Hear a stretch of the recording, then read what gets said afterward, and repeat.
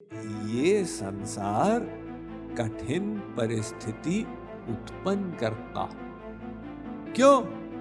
ताकि परिस्थिति हमको दबाए और हम परिस्थिति से संघर्ष करें, और संघर्ष करने से हमारे अपने व्यक्तित्व में निखार आए। तो वो ही परिस्थिति हमको नष्ट कर सकती है और वही परिस्थिति हमको ऊपर उठा सकती है।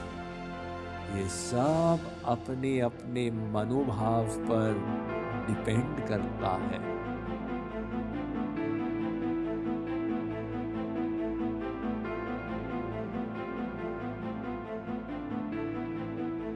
पहला अध्याय गीता का जो है, अर्जुन विषाद में था, किंतु वेद व्यास जी ने उस अध्याय का शीर्षक दिया विषाद योग, यानी वो विषाद ही योग का कारण बन गया।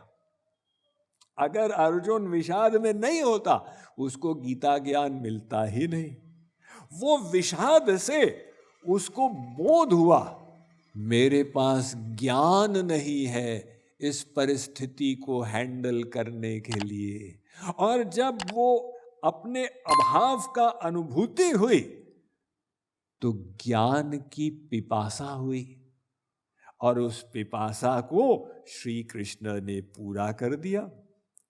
तो विपरीत परिस्थिति अर्जुन के उत्थान का कारण बन गई। बस यही जीवन है। जब समस्या आती है तो हमको लगता है हे भगवान, ये समस्या क्यों आई, नहीं आती तो अच्छा होता।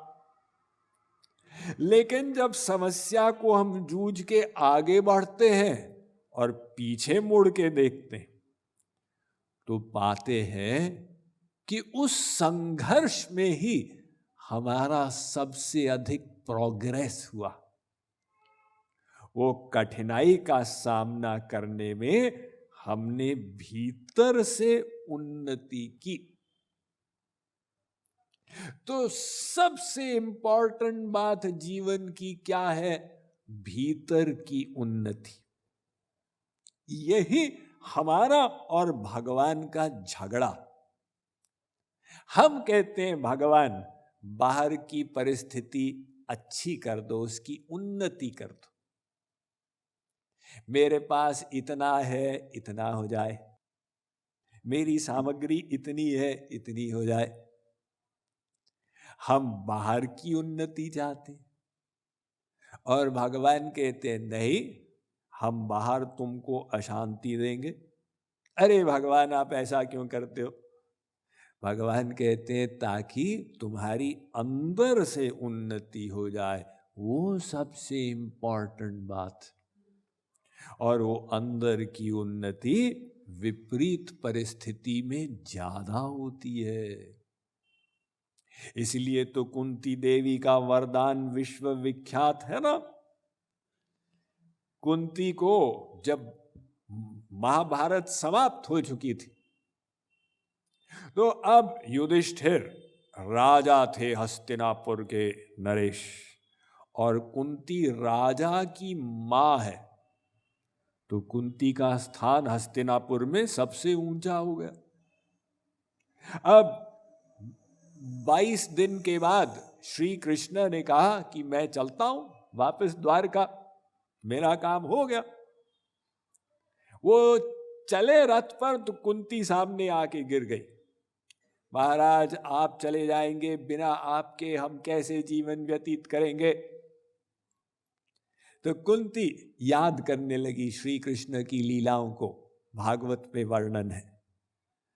और श्री कृष्ण ने कहा कुंती मैं तुम्हारी भक्ति से बहुत प्रसन्न हूं, क्या चाहिए तुमको मांगो। तो कुंती ने कहा विपदा संतु न शाश्वत तत्र तत्र जगत गुरु, हे जगत गुरु श्री कृष्ण मुझे विपत्ति दो। विपत्ति, विपत्ति माने संसार का अभाव, धन का अभाव, पति का अभाव, बच्चों का अभाव, प्रतिष्ठा का अभाव, संसार के सुख का अभाव। श्री कृष्ण ने कहा, कुंती तुम क्या मांग रही हो? अरे सब लोग तो मंदिर में मांगते हैं सुख संपत्ति, घर आवे, कष्ट मिटे तन का, तुम उल्टी बात कह रही हो। कुंती ने कहा, महाराज आप तो जानते ही। नहीं बोल दो, बाकी लोग भी सुन ले। कुंती ने कहा, जन्म ऐश्वर्य श्रुत श्री भीरेधमा नमदः पुमान नैवार हत्य विधा तुम वै त्वाम किंचन गोचरम। ये संसार का वैभव ही तो हमको भगवान से विमुख करता है। तो अगर ये वैभव छिन जाएगा, हम सहसा संसार से विरक्त होकर आपकी ओर दृष्टिपात करेंगे। तो वो विपरीत परिस्थिति कल्याण का कारण बनी ना। इसीलिए मनुष्य को कभी भी विपरीत परिस्थिति से घबराना नहीं चाहिए। ये मनोबल, अभी देखिए जब कोरोना की वेव आई तो हमारे भी बहुत सारे सत्संगी बीमार हुए और वो हमको फोन करते थे या फोन करवाते थे किसी के द्वारा। अब कई तो मरीज ऐसी अवस्था पे पहुंच गए थे कि वो कुछ सुन नहीं पाते थे, लेकिन अगर सुन पाते थे तो हम उनको एक ही बात बोलते थे, अपने मनोबल को मजबूत रखना सबसे इंपॉर्टेंट कोरोना के पेशेंट के लिए।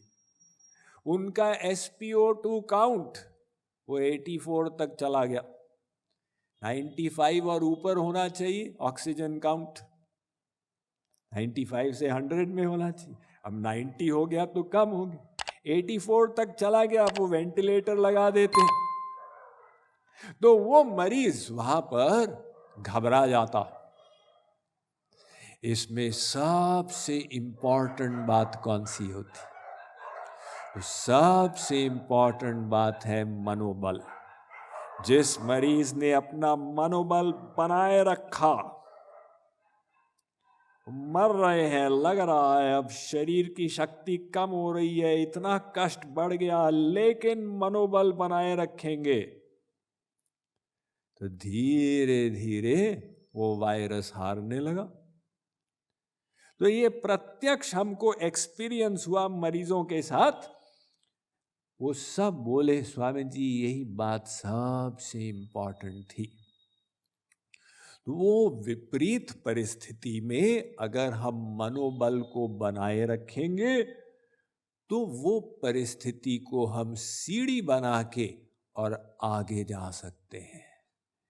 तो अर्जुन का विषाद, वो विषाद योग बन गया।